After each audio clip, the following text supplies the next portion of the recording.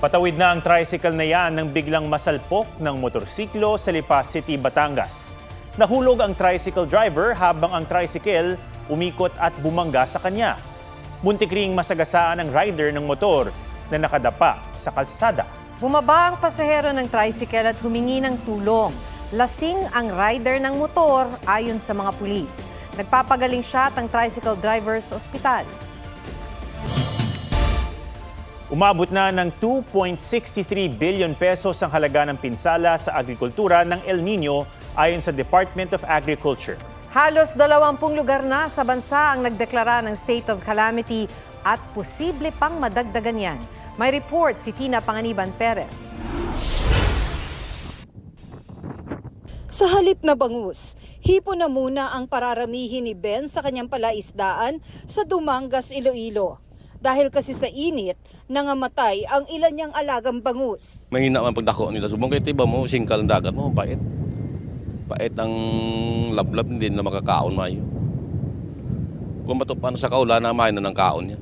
Sa tala ng Municipal Agricultural Office, umabot na sa 120 million pesos ang halaga ng pinsala sa agrikultura dahil sa matinding init. Isa ang Dumanga sa 4 na bayan sa Iloilo na nagbabalak magdeklara ng state of calamity dahil sa epekto ng El Nino. Sa South Cotabato, inirekomenda ng Municipal Disaster Risk Reduction and Management Council na isailalim na sa state of calamity ang bayan ng Surala. Aabot na sa mahigit 71 million pesos ang pinsala sa kanilang mga pananim na palay, mais, kakao at kape. Pero kailangang pasok sila sa criteria para makapagdeklara ng state of calamity. Dapat 15% ng population ay apektado, 30% ng kabuhayan ay apektado at may structures or vital installations na dapat din apektado. Sa tala ng Department of Agriculture, umaabot na ng 2.63 billion pesos ang halaga ng pinsala ng El Nino. Ayon sa tagapagsalita ng Task Force El Nino, nakakalat sa Luzon, Visayas at Mindanao ang mga lugar na nagdeklara na ng state of calamity. Ang pinsala naman sa palay dahil sa El Nino, umabot na sa mahigit 1.7 billion pesos. Patuloy ang pag-aaral ng Philippine Rice Research Institute para makalikha ng mga variety ng palay na kayang umangkop sa iba't ibang kondisyon sa iba't ibang lugar sa bansa. Tina Panganiban Perez, nagbabalita para sa GMA Integrated News. Ingat po mga kapuso, magiging mainit pa rin sa malaking bahagi ng bansa ngayong weekend. Sa datos ng Pag-asa, tutungtong sa danger level ang heat index o damang init bukas sa 6 na lugar at 10 lugar naman sa linggo. Bukas, pinakamainit sa Katarman, Northern Samar na posibleng nasa 43 degrees Celsius ang heat index at 44 degrees Celsius sa linggo. Sa Aborlan, Palawan, nasa 43 degrees Celsius ang heat index forecast sa weekend. Mainit din sa Metro Manila, 40 at 41 degrees Celsius bukas. Binabati ko sa yung tricycle driver sa viral video kung saan naniningil umano siya ng 1,000 piso sa pasahero niyang foreigner. Depensa naman niya ang pasahero ang nag-alok magbayad ng 1,000. Narito ang aking report. You say 250, turn around. No, I wanted. How much? 1,000. No, it's too much, bro. 1,000 is too much. How much? I give you 200. Hindi, 500. No, I can give you 500. 200. You say 250, turn around. No, I wanted to marketplace. You don't understand Yeah. me. You don't understand me, right? Ang TikTok video na ito ng paniningil ng isang tricycle driver sa naisakay niyang turista sa Maynila umabot na sa 4.1 million views. Ang tawaran, nagtuloy pa hanggang makababa ang turista. 200, okay. 250. 200. 250. 200. 250. No, I say 200. 250. Nang mag-abot na ng bayad, di naman sapat ang panukli ng driver. You have change? Yeah. Oh, you give. Oh, what is this, bro? 150. I got. What? Give. No, this. 150, my tip. You have paper money. My tip. Paper money. Wait. I go change the money. Umani ito ng batikos mula sa netizen pero dumipensa ang tricycle driver. Edit po nyo talaga. Parang may cut puro sa video na yun. How much? Anya, ang turista ang nag-alok ng 1,000 pesos na pamasahe. Pero dahil alam daw niyang sobra ito, siningil niya ng 500. Sino yung nag-alok ng 1,000? Yung Amerikano po nagalok ng ng 1,000 noon hanggang nagbababa po ng 500.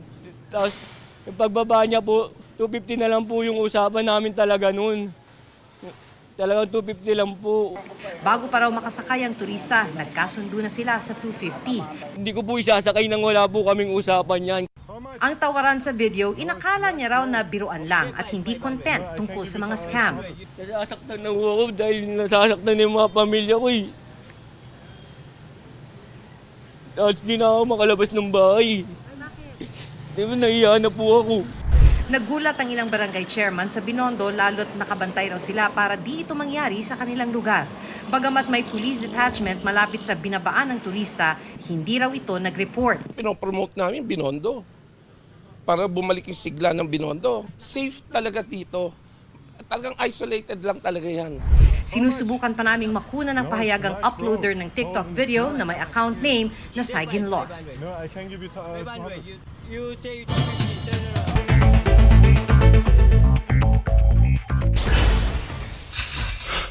Lola patay matapos mabundol ng e-bike sa Marikina. Paliwanag ng rider hindi niya nadala sa ospital ang matanda dahil nataranta siya. Sinampahan na siya ng reklamo. Inflation na pagmahal ng mga bilihin at serbisyo bumili sa 3.7% nitong Marso. Halos 50 billion pesos na budget para sa dagdag pensyon ng mga indigent senior citizens inilabas na ng Department of Budget and Management. Bernadette Reyes, nagbabalita para sa GMA Integrated News. Kaugnay ng naospital na babaeng Taekwondo yellow belter, nagsalita na rin ang nakasparing niyang lalaking black belter. Di raw totoong ipinabugbog ng coach nila ang babae. Wala pong gano'n na sinabi si coach. Ano po, aksidente po talaga yung nangyari. Unexpected po talaga. Sa panayam ng digital news website na Archipelago News, sinabi ng black belter na maingat ang laro niya sa sparring dahil sa iniindang injury. Matagal na rin daw ang yellow belter sa kanilang team at madalas din silang ipag-partner. Dumepensa na rin ang ina ng black belter. Magsasampa raw sila ng kaso laban sa mga nag-akusa, nanira at naglabas ng litrato ng kanyang anak. Ang ina naman ng yellow belter ipauubaya raw sa mga otoridad at kinauukulan ang interpretasyon sa sparring video.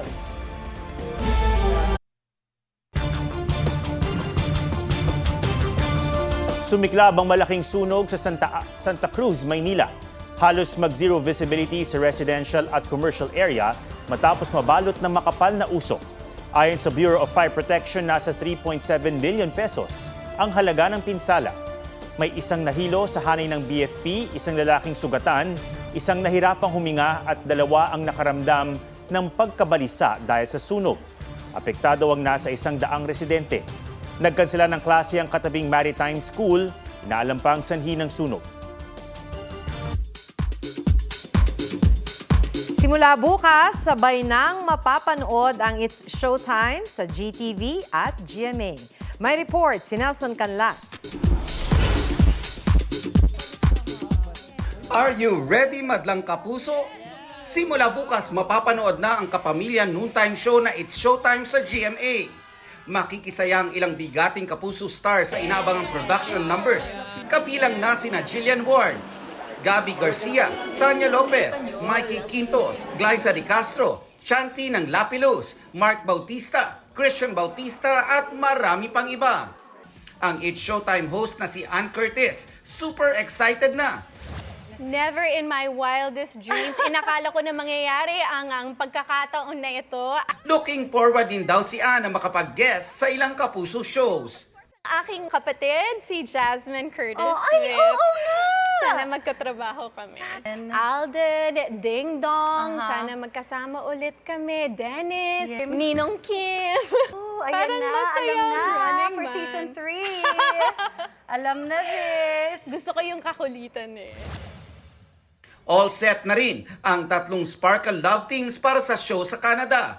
Bago nito, nag-stroll muna sina Barbie Fortesa at David Licauco, Julian San Jose at Raver Cruz, at Bianca Umali at Ruro Madrid sa gitna ng snow around Calgary. Nelson Canlas nagbabalita para sa GMA Integrated News.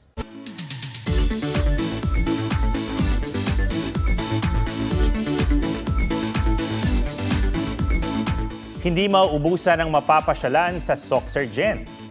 G ka na sa extreme adventure, meron ding nature at culture. May report si Rafi Tima. Sa dulo ng Pilipinas, hindi natatapos sa mga lugar na pwedeng puntahan. South Cotabato, Cotabato, Sultan Kudarat, Sarangani, at General Santos. Tara sa Soksargen! Ang pinlan ko is ano ba yung magiging entry point namin and exit point. Kung ano yung lugar na magkakasama or magkakalapit. Grand Moss sa Cotabato, La Palmera Mountains, at Pangadilan Falls sa Sultan Kudarat. I-plan nyo ahead din kung ano yung gusto nyo talagang puntahan and kung ano ba yung mga dapat isuot. For example, kung magpupunta kayo ng mga mosque, so syempre kailangan nyo i-respect yung culture or yung mga kapatid natin na Muslim. Sa Land of Dreamweavers na South Cotabato, ang highlight raw ng kanilang trip, ang Lake Cebu. Malulula ka sa taas ng zipline. Pero mas nakakalula ang ganda ng pitong talon. Sa Lutos River naman, mamangha sa pamamangka pa lang. Makihalubilo sa mga katutubo. Subukan ang kanilang kabuhayan. At saksihan ang kanilang tradisyonal na sayaw at musika. Hindi namin expect na yung mga tao doon, sobrang nilang babait.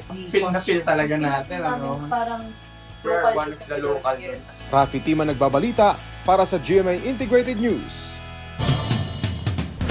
Yan po ang State of the Nation. Ako si Ato Maraulio para sa mas malaking misyon. Para sa mas malawak na paglilingkod sa bayan, ako si Maki Pulido. Mula sa GMA Integrated News, Ang News Authority ng Pilipino. Mga kapuso, alamin ang State of the Nation. Mag-subscribe sa GMA Integrated News sa YouTube. Sa ating mga kapuso abroad, samahan nyo kami sa GMA Pinoy TV at sa www.gmanews.tv.